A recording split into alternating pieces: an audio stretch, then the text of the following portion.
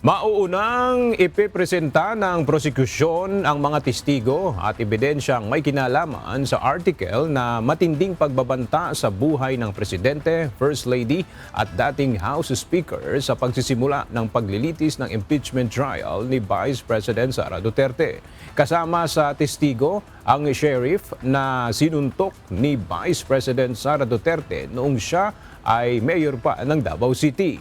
Layo ng prosekusyon na patunayang may tendency na gumamit ng karahasan ang pangalawang Pangulo.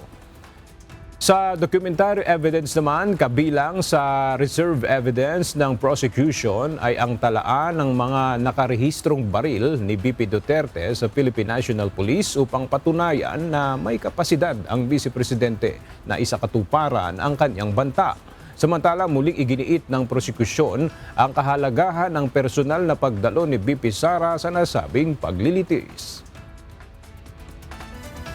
Appearing before the impeachment court is likewise a constitutional duty, which public officials must comply. This is what we meant by public office is a public trust, and public officials must be accountable to the people at all times.